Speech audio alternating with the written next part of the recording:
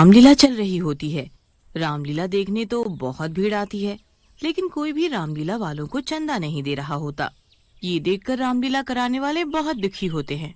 किशन, जो कि रामलीला कमेटी का मैनेजर होता है, रवि से बोलता है। रवि भैया, इस बार तो चंदा बहुत कम आ रहा है। लगता है इस बार रावण के पुतले भी नहीं लगवा पाएंगे। बात तो सही है, लेकिन हम कर भी क्या सकते हैं। लोगों ने इतना पैसा तो कमा लिया है, लेकिन भगवान के नाम पर कुछ चंदा देना ही नहीं चाहते।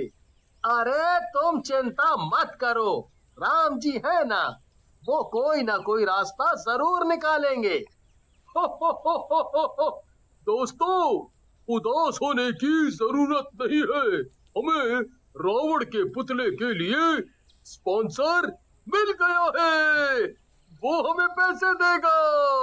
बिट्टू की बात सुनकर सारे खुश हो जाते हैं। रामलीला के 8वें दिन रावण, कुंभकर्ण और मेघनाथ के पुतले मैदान में लग जाते हैं, लेकिन शायद गांव वालों की किस्मत खराब होती है। वहाँ से एक चुड़ैल निकलती है। वाह, कितने बड़े बड़े पुतले हैं, क्यों ना इन्हीं में कुछ दिन रह जाऊं। ऐसा कहकर चुड़ैल और उसके 2 शैतान तीनों पुतलों में समा जाते हैं। उनके पुतलों में घुसते ही पुतले जिंदा हो जाते हैं। उनकी आंखें असली की हो जाती हैं और वो बोलने लगते हैं। बड़ा ही मजा आ रहा है, लेकिन मुझे अब भूख लगी है। मैं क्या खाऊं? मेघनाथ, चलो गांव के अंदर चलकर देखते हैं कुछ न कुछ खाने को। उधर हम अभी अभी बहुत बड़ा रावण का परछाई देखा हूँ। पुत्तन की बात सुनकर गजोधर हंसता है और बोलता है। बोला था दशहरे में मत पिया कर, आए पापी, तुझे चढ़ गई है। तुझे रावण दिख रहा है, आए अभी हनुमान जी भी देखेंगे, तुझे अपनी गदा से ही पीटेंगे। आए नहीं नहीं गजोदर भैया, मैं सही कह रहा हूँ। मैंने किसी पुतले को देखा है, मेरा तो सारा नशा ही उतर गया।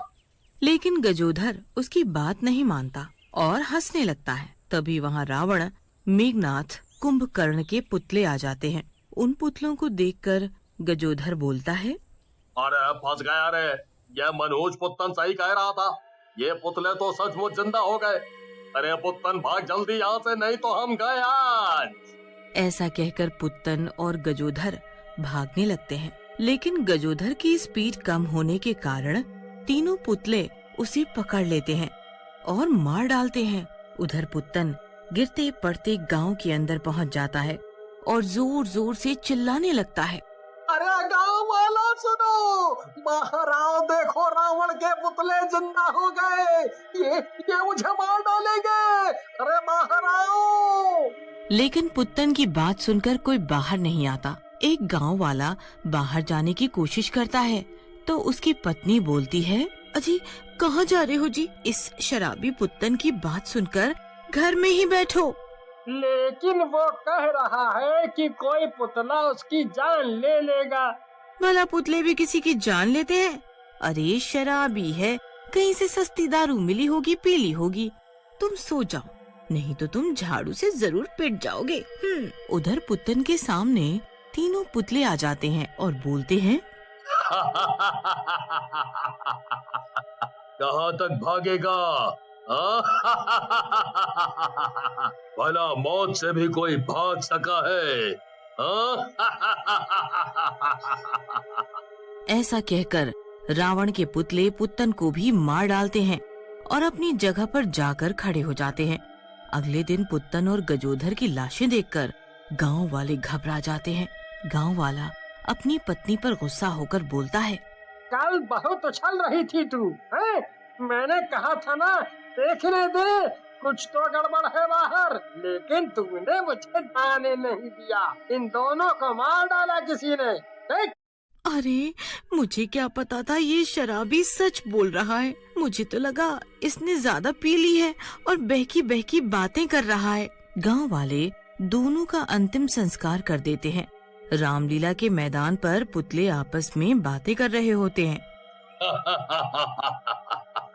तो कुंभकर्ण और मेघनाद, कल मजा आया ना लोगों को मारकर?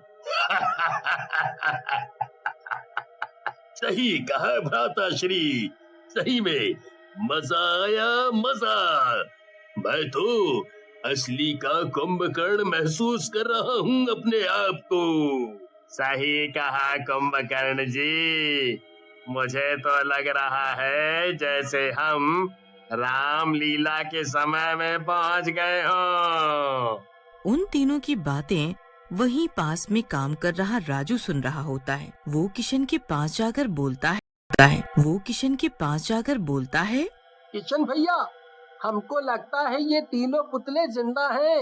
आज ये तीनों पुतले बातें कर रहे थे। पुतले आपस में बातें कर रहे हैं। किसी और से मत बोलना, नहीं तो लोग तुझे पागल कहेंगे। नहीं किशन भैया, आप चाहो तो खुद देख लो। ऐसा कहकर किशन वहाँ से चला जाता है। बाकी लोग और राजू भी अपने काम में लग जाते हैं। उसी रात तीनों पुतले वापस गांव में जाते हैं और कई लोगों को मार डालते हैं। अगली सुबह गांव वाले एक जगह इकट्ठा होते हैं और बोलते हैं, अरे मैंने वो शराबी पुत्तन के मुंह से सुना था कि कोई पुतला उसे मार डालेगा। कहीं ये रावण के पुतले का तो किया धरा नहीं। सही कह रहे हो भाई तुम, कल मैंने भी कुछ परछाइयाँ देखी थी। तभी वहाँ सरपंच जी आते हैं और बोलते हैं, अरे तुम चिंता क्यों कर रहे हो? अगर ये पुतलों का किया धरा है तो आज दशहरे का आखिरी दिन है, शाम को जला देंगे इन पुतलों को। फिर गांव वाले बेसब्री से शाम होने का इंतजार करने लगते हैं और जैसे ही शाम होती है सारे के सारे रामलीला मैदान पर पहुंच जाते हैं। राम जी पुतले को जलाने के लिए अपना बाण चलाते हैं, लेकिन पुतलों को कुछ नहीं होता। ये देख राम जी किशन को बोलते हैं, किशन, कहीं ये पुतले गीले तो नहीं हैं? आग वाले बाण के लगने के बाद भी ये नहीं जले। नहीं, पुतले तो बिल्कुल सूखे हैं। रुको, मैं देखता हूँ। किशन पुतलों को देखने के लिए जैसे ही पुतलों के पास जाता है, पुतले जिंदा हो जाते हैं और जोर जोर से हंसने लगते हैं। देखने की जरूरत नहीं है किशन, हमारा ये आग कुछ नहीं बिगाड़ सकती। ऐसा कहकर रावण किशन को पकड़ लेता है और मारने की कोशिश करता है, लेकिन तभी लक्ष्मण जी अपना बाण चलाते हैं जो रावण के हाथ में जाकर लगता है। किशन उसके हाथ से छूट जाता है। किशन वहाँ से अपनी जान बचाकर भाग लेता है। ये देख रावण को भी गुस्सा आ जाता है। तेरी ये हिम्मत लक्ष्मण, तूने मेरा शिकार छीना, मैं तेरी जान ले लूंगा। ऐसा कहकर रावण लक्ष्मण को उठाकर पटक देता है। लक्ष्मण वहीं बेहोश हो जाते हैं। कुंभकर्ण और मेघनाथ दोनों को मारने लगते हैं। लोगों में भगदड़ मच जाती है। तभी वहाँ बिट्टू आ जाता है और बोलता है, रुक जाओ दुष्ट, मेरे रहते तुम किसी का कुछ नहीं कर सकते। तो तू अपने आप को असली का हनुमान जी समझ रहा है? कुछ नहीं कर पाएगा हमारा, ये कलयुग है। बिट्टू अपनी गदा से उन तीनों को छू देता है।